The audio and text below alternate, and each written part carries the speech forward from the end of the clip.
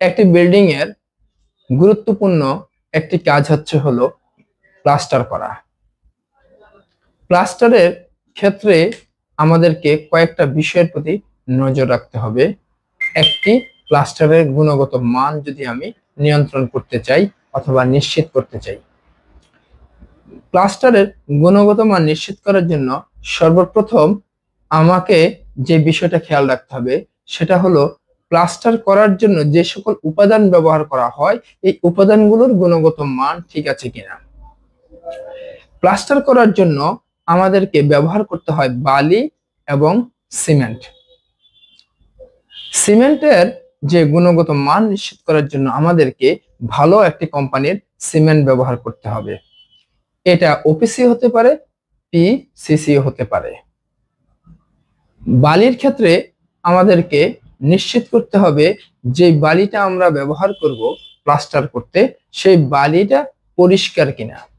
বালিটা পরিষ্কার করার জন্য আমাদেরকে বাড়ির ভিতরে যে ছোট ছোট কণা থাকে এবং বিভিন্ন ময়লা থাকে, বিভিন্ন সুতা বা অপ্রয়োজনীয় অপরিষ্কার থাকে, সেই জন্য বালিটাকে আমরা প্রথম ছালনি দিয়ে আমরা পরিষ্কার করে নিব এবং এটা আমাদেরকে নিশ্চিত করতে হবে যেন বালির মধ্যে কোনো কণা অথবা অন্য কোনো কিছু, কোনো সুতা বা কোনো আবর্জনা না থাকে। এরপরে আমাদেরকে বালি এবং সিমেন্টের মিশ্রণের অনুপাতটা নিশ্চিত করতে হবে। একটি গুণগত মান নিশ্চিত করা প্লাস্টারের ক্ষেত্রে বালি এবং সিমেন্টের অনুপাত হয় 1:4। যদি একটি সিমেন্ট ইউজ করা হয় তাহলে তার অনুপাতে 4টা বালু ব্যবহার করা হবে। এরপরে যখন প্লাস্টার করতে যাবে তার আগে প্রস্তুতি হিসাবে যে দেয়ালটাকে প্লাস্টার করা হবে সেটাকে পানি দিয়ে ভিজাতে হবে এবং ওই দেয়ালের মধ্যে যদি শ্যাওলা বা অন্য কোনো ময়লা থাকে সেটাকে পরিষ্কার করে নিতে হবে। এরপরে আমাদের প্লাস্টারটা করবে যে মিস্ত্রি যারা অথবা যেসব শ্রমিকরা কাজ করবে সেই জায়গাতে অভিজ্ঞ শ্রমিক দিয়ে প্লাস্টার করাতে হবে। অভিজ্ঞ শ্রমিক যদি হয় তাহলে সে প্লাস্টারের যে ইকুয়ালিটি আছে, প্লাস্টার যে লেভেলিং আছে এই লেভেলিংটা সে নিশ্চিত করতে পারবে। কিন্তু অনভিজ্ঞ শ্রমিক হলে সে লেভেলিংটা মেনটেন করতে পারে না, ফলে দেখা যায় আপনার দেয়ালের কোনো অংশ উঁচু হবে, কোনো অংশ নিচু হয়। এই এবড়ো প্লাস্টারটা যখন করে সে বেরিয়ে চলে আসে তখন এটা আর কখনো মেলানো যায় না। সেজন্য আপনাকে ভালো মানের প্লাস্টার প্রাপ্তির জন্য অবশ্যই আপনাকে অভিজ্ঞ মিস্ত্রি প্রয়োজন। সম্মানিত ভিউয়ার্স, এরপরে আসুন আমরা প্লাস্টার করে ফেলার পরে গুরুত্বপূর্ণ পার্ট হলো কিউরিং। আপনি ভালো সিমেন্ট ইউজ করলেন, ভালো বালু ইউজ করলেন, ভালো মিস্ত্রি দিলেন, কিন্তু যদি কিউরিংটা পারফেক্টলি না হয় তাহলে আপনার এই প্লাস্টারটা নষ্ট হয়ে যাবে। সেজন্য মিনিমাম আপনাকে 7 দিন কিউরিং করতে হবে। প্রতিদিন অন্তত 2 বেলা পানি দিতে হবে। 2 বেলা যদি প্রতিদিন পানি দেয় এবং অন্তত 7 দিন অথবা 10 দিন আপনার পানি খাওয়ায় তাহলে এই প্লাস্টারটা কিউরিংটা পারফেক্ট হবে এবং আপনি এই প্লাস্টারকে একটি গুণগত মানসম্পন্ন প্লাস্টার হিসেবে নিশ্চিত করতে পারবেন।